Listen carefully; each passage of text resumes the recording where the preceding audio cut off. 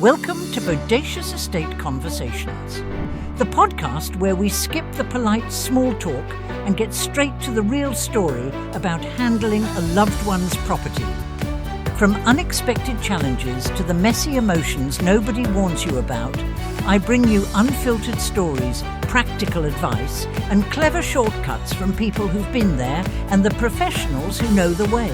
If you want honest answers, bold strategies, and the confidence to take control, you're in the right place. Here is your host, Casey King. Thanks for tuning in on today's episode of Bodacious Estate Conversations. I'm excited to chat with our guest with over 20 years of experience in bankruptcy, corporate law, and estate planning. She's earned multiple pro bono awards for helping those who can't afford legal services. She's currently an estate law attorney with CGA law firm, guiding families through the complexities of managing estates. Outside of work, she enjoys geocaching. Did I say that right? Geocaching, yeah. We'll talk about it.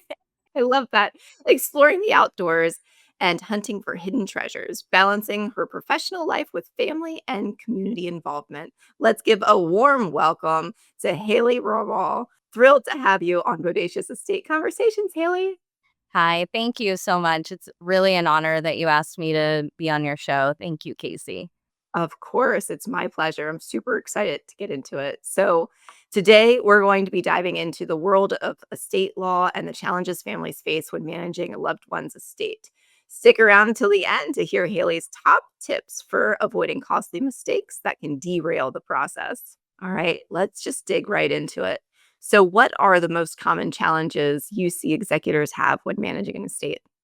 First is when the deceased person, their family member, doesn't have a will. That is the most important part of being alive, is planning for your death, because if not, the family might have trouble deciding what to do. So navigating those situations where the person hasn't given instructions to their family, and they might have multiple people who want to handle the estate for some reason. Being an executor, executrix is not a fun job, but people fight over it because it's a title and it's usually a little bit of income. So when someone dies without planning all of that, it's just opening everything up for drama during this time where people are already very emotionally charged and grieving and trying to plan things. So that's the first biggest challenge, is if somebody dies without a will. That the drama is still possible if someone dies with a will, but if they have their estate planning ironclad and done, then there's not really a question as to how it's going to go. People can't fight over things. And we'll get more into what are those things that people are fighting over, not just the title of the executor and maybe some compensation that they get, but stuff too. Real estate, personal property, sentimental items, things like that. I see. So I work a lot with executors. I know from working closely with them all the work that entails, and it is not for the faint of heart. Do you think it's just for that title that people are kind of fighting over who gets to be the executor? Because I think if they knew what all that goes into it and how much work it is, maybe they wouldn't want that title. Yeah, there's various reasons. I would say the number one that I hear from my clients are trust factors. So it'll typically be the eldest child, but the eldest child may not be the most honest. They might not have a great relationship with their siblings. So that in and of itself, even if they do their job perfectly with as an executor and do everything by the book, there's still that lack of trust in the family. And if every step of the way in an estate administration is questioned, it gets costly. It takes longer for everybody to wrap it up and move on with their lives. So yeah, it's probably a trust factor. It's probably a relationship thing for the most part. There are, though, estates where the only people who are getting money are, say, Medicaid, and the legal fees are being paid and the executor fees are being paid, and that's about it. Of course, taxes are always paid. That's in a different category in and of itself. But if somebody's getting personal care into their home, they're probably paying for it through Medicaid. So we're in Pennsylvania now, which that's all overseen by the Department of Human Services. And somebody might not know that their parent's getting care. And once they go to administer the estate, they realize there's no money left over for anyone. But the person administering it is going to get about 3%, maybe 6% if there are co-executors to split it. So sometimes, yes, it could be money. They might be the only ones getting money, but it's so much work. It's a pittance what they're getting paid for all the work that they do. So it's almost not worth it. Right, right. Yeah. It's not free money. You got to work for it. When folks come to you, do they come to you during life to make that plan, or are the majority of your clients after the fact? So I have both sides of it. I have people that I have done all of their estate planning for, and then I handle their estate. I have people who I do estate planning for and never hear from them again. And there are people who come to me after their loved one has died to handle the estate. So I do it all. The easiest ones for me are those that I've done the estate planning for. I know the family. I've probably been to the funeral and out to their house. A lot of folks who have their estate planning done because it's been on their to-do list for like 60 years. They might be at the end of their life. So I've probably been to their house and stuff. So I like those because I'm close with the family. It's easier for me to have family meetings and kind of navigate them through these things. But one of the things that I always tell people to do when it comes to decreasing drama is the estate planning documents themselves, like I said, will do it. But the more details that are in there, the better. And I don't always draft them myself. I'll put that on my clients and say, make a list. If you really think that you have specific things you want to leave to people and you don't want to risk those getting sold, make a list or give them to them during your life. So we call those inter vivos gifts. Those are the safest ways to make sure your family gets something. Do it during life, then it's easier for me. It's easier for you, Casey, and your profession, because then the family and whoever is helping them clean out the house, especially if it's a hoarding situation, they don't have to worry about the sentimental stuff.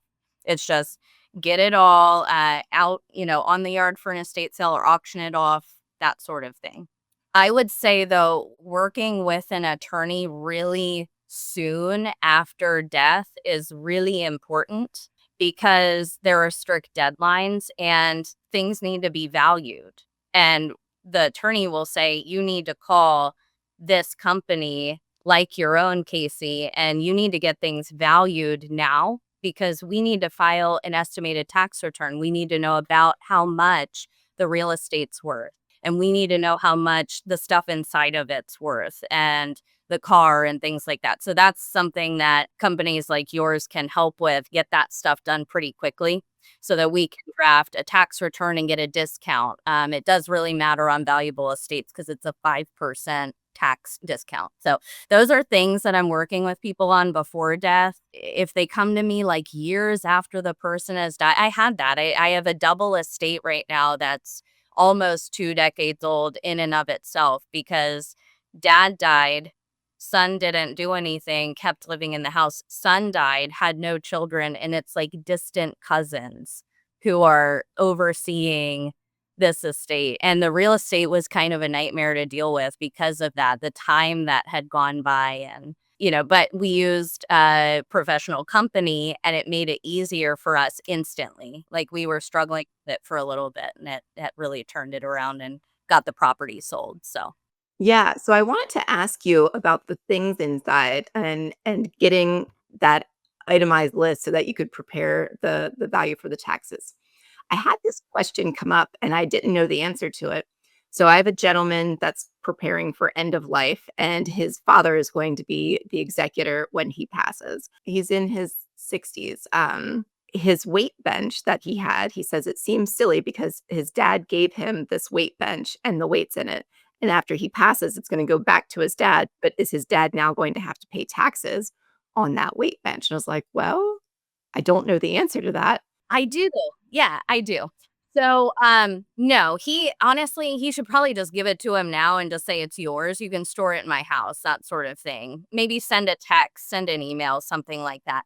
But the weight bench, I mean, I'm not an expert on benches or their value, but I would assume it's maybe 500 to $1,000. It's a de minimis amount. So I have this literally written down as something I wanted to discuss was typically what happens is somebody dies and then the family comes in and they are taking things that they want before anything can even be inventoried, valued, things like that. And that's a problem for the executor and people trying to file the tax return and making sure nothing's being taken that's of significant value. So I always say things like that. Like there's always a family Bible, there's always a cookbook and a photo album, maybe even like a collection of sentimental items that don't really have value. Dare I say, like beanie babies? I mean, it would have to be something like that. You'd have to look into whether it has value. Those things can be taken from by the family. There needs to be no debit from their inheritance from the estate. It's not a fancy thing. Maybe keep track of who took what just for your family's sake if somebody wants to see a sentimental thing, but it's not a tax event. It's really those things like, somebody says, well, I'm going to take the entire Civil War firearm collection. That's my sentimental thing. No, that is probably worth tens of thousands of dollars. It would need to be valued. And the person has a couple of options if they want it. They can buy it from the estate for whatever it's valued at. And if it's family, we'll give them a little discount. It's not going to be crazy, though. It has to be pretty much fair market value.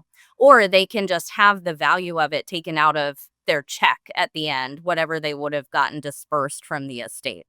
Unless it's an insolvent estate, then they would have to pay for it essentially. Or get in trouble by PA or Medicaid, that sort of thing, any of the creditors. So yeah, it's things like that. I would tell him, don't worry about the weight bench. Give it to your dad. Your dad's not going to have to pay taxes. I wouldn't even put it on the Rev 1500, which is the tax return for the estate. But I would do it during his life, so it's not even a question. Just give him a little note. Say, I want you to have my bench, or do it in a will. And say, I already gave, because I do that. I will acknowledge life gifts in a will because that's the way to prove it ultimately is, hey, I've already given this gift during my life to my dad. And if he doesn't have anything like that, just do a text message or email so his dad has a little paper trail. I doubt, though, because I live in this very dark place, I have to think about litigation. I doubt anyone's going to litigate over a weight bench. Yeah. Is there a threshold when they will? Like, is there a dollar amount that they'll be like, "Okay, if it's over $5,000, that's where we're like, no, no, no, you need to put that on for Uncle Sam." Yeah, I would probably say in the 500 to 1,000 range. I'm starting to think maybe we need to get this thing valued. Maybe, if they say I want this antique curio cabinet and it's worth 1,000, it might not be. Some things like that are 30,000 bucks. So it might just be a question and who's going to value it for us and give us their opinion on that. Those things, they can't really carry off the property very easily either. It's usually family photos or small things like that. The weight bench is bigger. He can't just carry it off the property. I would say just have him tell his dad he wants him to have it. Are you saying the weight bench might be $30,000? Then it might be a tax event. So, yeah. Yeah, I get it. Did you ever come into a situation where multiple family members want the same thing? And like, how do they split it? Like, I have a friend that there was property involved in a different state. But so the family kind of like pooled together and then split the cost to purchase the property from the estate. Mhm. I love that situation. I always suggest in that situation that the family members create an LLC for that property. So if they create an LLC for the property, they can have an operating agreement. So it's four siblings, right? And I'm giving a real life example, actually. Four siblings, their parents built a cabin in the mountains, right? And it's their happy place, and they don't want it sold as part of the estate. And frankly, there's nothing in the will preventing it from being sold. So they're coming together. We're going to buy it as in members of this LLC. So each of our 1/4 interest in this is going in as a capital contribution, like the money we put down. Then the operating agreement will say, because there's all this stuff that goes along with the property, who is physically going to make the monthly payment? Who's going to make sure the taxes are paid? Who's going to do the maintenance? Who has access to it when? Can it be rented out? All of that stuff can kind of be worked out through an operating agreement. Depending on the state, most states do have LLCs now. So depending on the state, if they don't, they can just do a partnership or something like that. But that's how I like to do it. Then it's a conversation that needs to be had amongst the siblings. And there's no perfect way to do that. Mediating, I do a lot of mediating. I'm actually a certified mediator for the Middle District Bankruptcy Bar Association here. And I feel like a lot of what I do in estate administration is mediating just between the family members. A lot of what I do in business, though, is the same thing because, like, my client is the business. It's not the members. So in that situation that we're talking about, I was forming the LLC.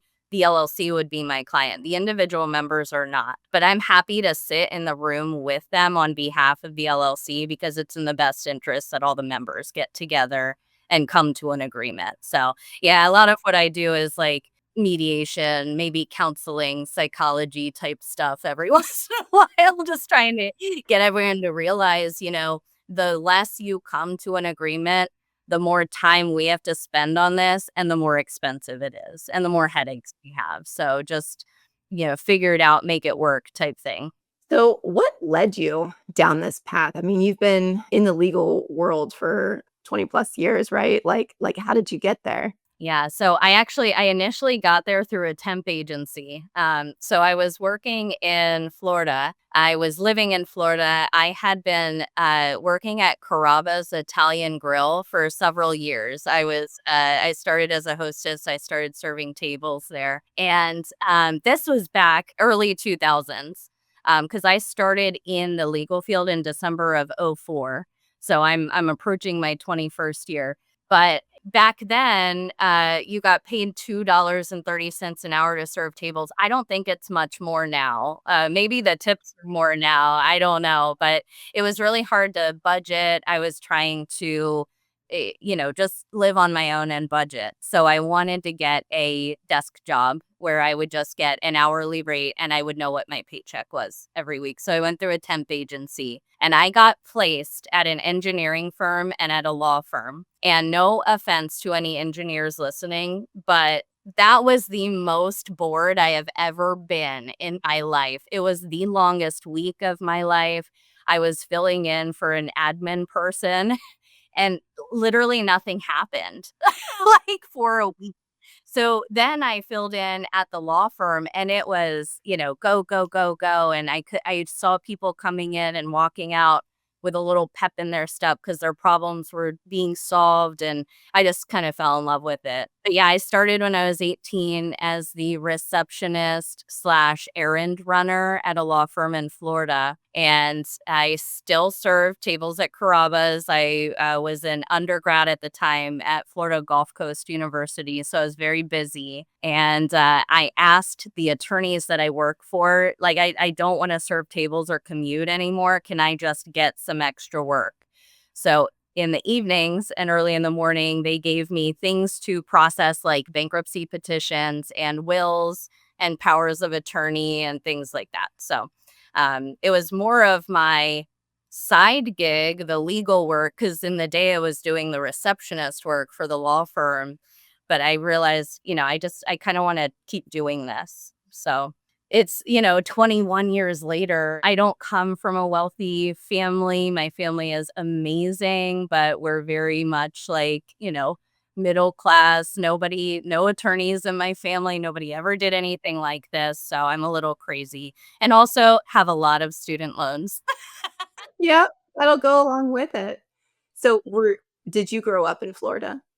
No, actually, I grew up in Adams County. It's just on the other side of Gettysburg. If we have any skiers here, it's the little town where Ski Liberty is. And I grew up there until I was about 16, and my grandfather passed away, and we moved to Florida I lived there for almost a decade, taking care of my grandma, going to school. There's a really amazing residency program in Florida. If you're a resident, the discount, and also the Florida Lottery gives a very nice scholarship. So as soon as I graduated, I moved back up north because although I love to visit Florida, I am not a Florida girl. I love the fall weather, the leaves changing, the pumpkin patches. My siblings were still up here, all my nieces and nephews. So yeah, I have like two lives. I have my PA life and my Florida life. I love that.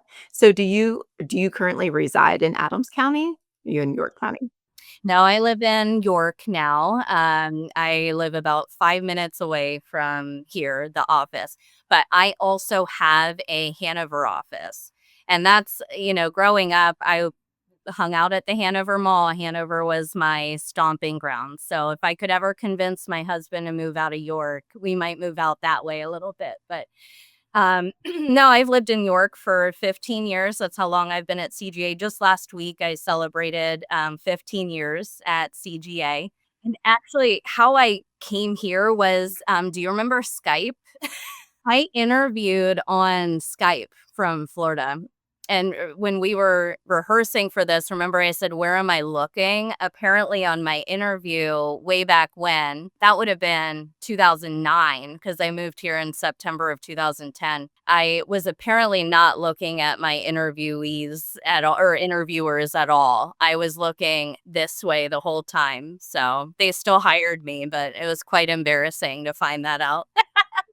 For those that are listening that aren't familiar with what Skype was, it was like Zoom before Zoom was a thing. The original OG.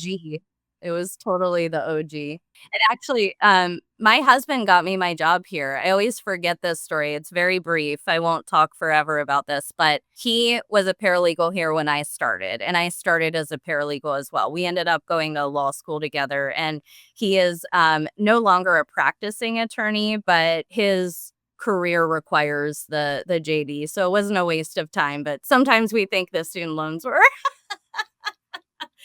But he was a paralegal here. He had filled in for the bankruptcy department. He was working for litigation, and I was helping out with bankruptcy and estates. So I applied here. I wanted those two positions, and he didn't like that kind of work. He didn't know me. I didn't know him, but he had told our office administrator just a few days before my resume happened to hit her desk that he wasn't interested in it. And then my resume came. So if he would have stayed, if he would have just, fallen in love with bankruptcy and estates like I did, I wouldn't have gotten the job because he would have just continued in that position. So we found that out, long after we met, but thought it was hilarious that he inadvertently got me my job there. And then we ended up getting married years later. So Oh my gosh, everything happens for a reason. it was meant to be. That's so cool. So, you have little ones, right? I do. Yes. I have a 9-year-old daughter. Her name's Eleanor, and I just saw her. I got to go to her school over lunch, and they have a program called Lunch Buddies. And I got to sit with her and her friends and eat lunch. She's in 4th grade. It was like, it just made my whole day. That's why I'm so smiley right now. It's hard to be around a lot of 9-year-olds and not smile. That's all you can do. You can't get a word in. It's, kind of like me now. What's the typical gossip from a 4th grader these days? Is it like what you're nail coloring? They're kind of in the weird, some of them still are very childlike. Some are starting to be into boys and girls and things. But at our table, we were talking about the instruments that they all just chose because 4th grade starts orchestra. So my daughter chose violin, and it's wonderful because it actually sounds good even if you suck at it. But she's actually really good at it, so I haven't had to deal with that, like, ear piercing, the violin's pretty anyway, but then she actually is really good at it, and she's only at a lesson, so I think she'll be able to take it far and stay in orchestra. I was French horn, I didn't really stick with it. So we'll see what she does. Yeah, that's fun. I did the cello for 3 years. I'm sure your parents love that because that was the most expensive rental from the music place was the cello. It's funny, so this is I was in 3rd grade when we could choose, and I wanted the bass, like, it was so big, the lady was like, "No, no, no, that's you can't it's too big for you, like, you can't get your arms around it." So I had to settle for the cello, and I remember, like, the days that I had to carry that to school because I walked to school, I didn't take the bus, so, like, carrying that big clunky thing all the way to school. Yeah, that's bigger than the French horn. I remember mine was about this, but yours is like, I can't even get it in the screen. Oh, yeah, good times, good times. And then I can't forget about my 5-year-old son. His name's Cohen. We call him Cocoa Bean. And he just started kindergarten this year. So, and then tomorrow I get to, I'll say this just as a little plug for the legal field. It drives me nuts most days. Like I am so stressed most days, but I love it. And it's very flexible because not only did I go get to like eat lunch with my daughter today, but tomorrow I get to go to his teddy bear parade in the middle of the day, which is really cool.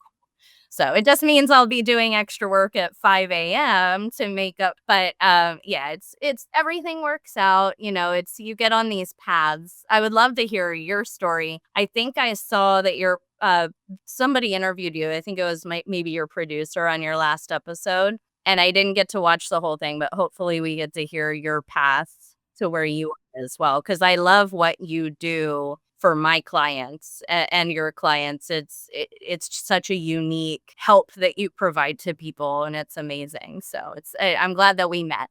Same here, and, it was kind of, again, like the universe, everything happens for a reason, and how it aligned, how we met, oddly enough, there was a gentleman that, had his house for sale, she was, probably 2 years ago at this point, maybe even longer now, had it for sale, but it expired, the listing expired, and he didn't put it back on the market. I reached out to him and asked, as a real estate agent, if he would be interested in putting it back on the market and trying to sell it again, and he said, "Nope, I'm not ready for that. I'm not gonna move forward with it." I was like, "Okay, that's fine."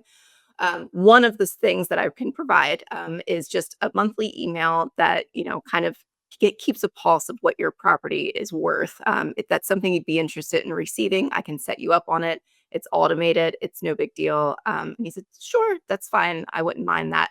So I set that up, and it was probably a year and a half after that when I got a call from Kenny from your office and was like, "Hey, my client just gave me this email that you sent him telling him what his house is worth." And that's how we got connected. Okay. I was trying to remember if it was with that gentleman or before that. So I do remember all of that. And honestly, I'll tell you, people in your industry who want us to work with them, who want referrals from us, and we can't refer to everyone. And over the years, I have literally had like one person that I referred to. And then as soon as we started working with you, I added that. You're kind of at the top of that list at this point. So, I mean, that's really a testament to what you can do. That the fact that, for most people will have one person to refer to for years and years and years because we live in a small town and, loyalty it's a great thing for business. I was happy to meet you and add you to the list of people who we regularly refer to. So, and honestly, until we started talking about this podcast, I didn't really think about how it could cross over into my estate practice, and it can so much more than I ever even thought of, the more that we talk. So that was more for my bankruptcy practice, and so much of this can be translated over to estates. Yeah, absolutely. So we're getting a little close on time. So I just wanted to circle back. We promised everybody that if they stayed till the end, you would give them your top tips for avoiding costly mistakes that can derail the process. So I just want to make sure we hit on that so that we're giving what we promised. Absolutely. So my top tip is to never think you're too young to do estate planning. Whether you don't own anything, you don't make money, you say you don't need to do estate planning. That is not true at all. And I think some of the most important documents that we didn't really talk about today were the powers of attorney. And those are things that are during your life. And I'll give you some examples as to, so that's my first top tip is get your estate planning done, really. And I'm going to dive into just a little bit about why it's so important. And one of the reasons is I literally got a phone call just now before you and I hopped onto this to stop a tax sale that's at 9 o'clock in the morning. And it is for someone else. It's not even the owner who called me. So I'm used to this. We do work under pressure. We can get this tax sale stopped in the morning. But the issue is the person who owns the property is incapacitated. And the person who needs to stop the tax sale is their family member who has no authority to file a bankruptcy on their behalf. And we're in between a rock and a hard place. So if all they had done was put a power of attorney in place, which is a very cheap, simple document, I have perfected my form over the years. So I do charge for it. But for us to fill it in, it probably takes about 10 to 15 minutes. The advice that comes with it is what the value is of that document. But like if you're in a situation you don't have time to go see an attorney, get something together, get it notarized, get it witnessed. We can update it afterward. But if somebody's at a point where they might be losing capacity, okay, you can plan for that stuff. But what if I just walk out of here and I get hit by a bus, right? I don't, what if I do, because I'm an estate planning attorney, I do have a power of attorney, but what if I'm not married? So my spouse, can't speak on my behalf. They can't file anything on my behalf. Even if I am married and that property is only in my name, my spouse can't do anything. It depends on how it's deeded. So this is just an issue that came up when somebody lacks a power of attorney and they needed one. You cannot predict the future. So no matter how old you are, no matter how much money you make, no matter how many assets you have, get your estate planning done. If you don't do it and someone needs to handle your finances or make medical decisions, they have to go down to the courthouse and get a guardianship, do a guardianship proceeding. That's 4 to 5 figure legal proceeding. And by the time it's resolved, the person might not need it anymore. So just get your estate planning done. That's the biggest tip. I know everybody says it and I know everybody has it on their to-do list, but just get it done. Whether it's with me or someone else. I would not though. Another tip to that, I know I said just find a form. Be careful with things like LegalZoom. This is state law. This is Pennsylvania state law that will govern your property. It will govern your body. It will govern your bank account. Well, there's a lot of federal stuff there too, but it'll govern what is happening here in Pennsylvania as Pennsylvania law. So when you go somewhere like LegalZoom or something like that, just be careful because it's a generic form for most states. There are places where you can put in Pennsylvania, you can put in York County if you want, but it's still not going to be a perfect type of form. And just do it. Just go to someone, call someone, get your estate planning done. So that's the biggest tip. And I know it's not like a surprise, but you can't plan for things. And people say to me all the time, well, my kid just turned 18. They don't need estate planning. They probably need it more than any of us because they don't know how to schedule doctor appointments. Hopefully you've taught them some of this stuff. But as an 18-year-old who now you cannot make decisions for, you can't protect their stuff, their property, their finances, get it done. The second big tip that I have kind of has to do with that, and it's pre-planning. And it could mean a lot of things. It could be pre-planning the funeral. It could be pre-planning those items that you specifically want to give to people. I'll say make it fun. Like if you're a mom and you have a couple of daughters and you have a lot of jewelry and you think, I don't feel like making a list. I don't know if they'll even want it. have a little party where you're drinking wine and you're taking turn, maybe roll the dice to see who goes first, and then you take a turn picking a piece of jewelry. It's such a fun little event for like moms and daughters to do, dads and sons, and I'm not trying to be sexist. These are actual examples that I've had people come back and say, I took your advice and I did the party, with my children. I let them choose what they wanted. So I've had dads do firearms.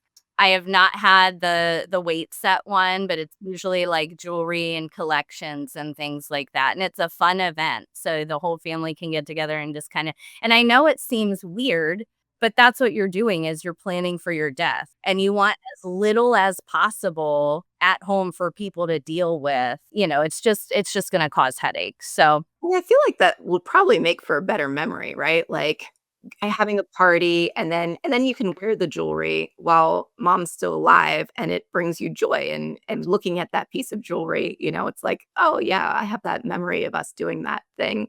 Whereas after the fact, mom passed away. Now when you look at it, it might be a little sad. yeah, if you're just going into the empty bedroom and pulling it out of the jewelry box, it's not as fun as that memory you had when, you're joking with mom about her going to heaven and haunting you while you choose which jewelry you want. So you can make it fun. That's what I work in death every day, but everybody dies. It doesn't have to be what it doesn't have to be a stigma. It can be a fun thing. Like we're just planning to make this easier on our family members. Let's make it fun. And I try to make my wills fun too. I have actually put into a will within the legal limits. Somebody wanted a Viking funeral. My father-in-law wants that. He jokes about it all the time.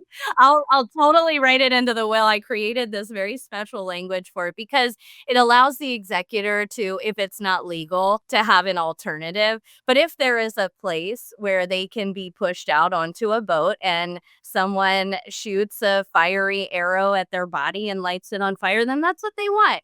Make it fun. I've heard of a lot of people doing this pre-death, like clean out almost. You've heard of this? Like it's this death. It's like a Marie Kondo type clean out because you're preparing for death. But, you don't have to do that. If there are companies, as you know, Casey, who will come in and handle that all for the family.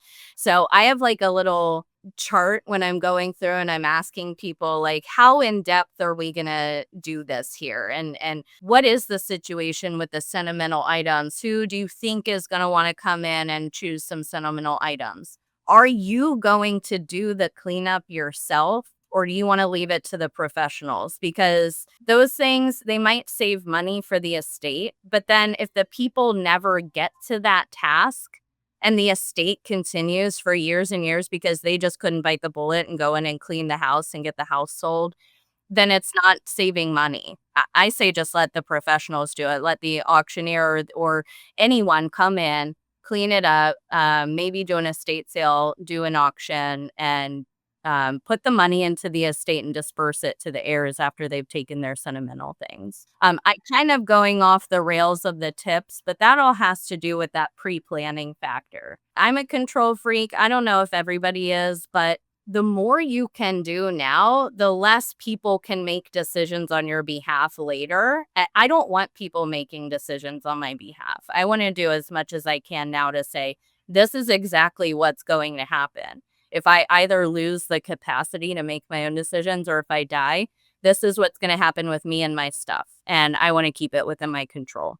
Yeah, there has been so much good information in this. I just thank you so much for coming on.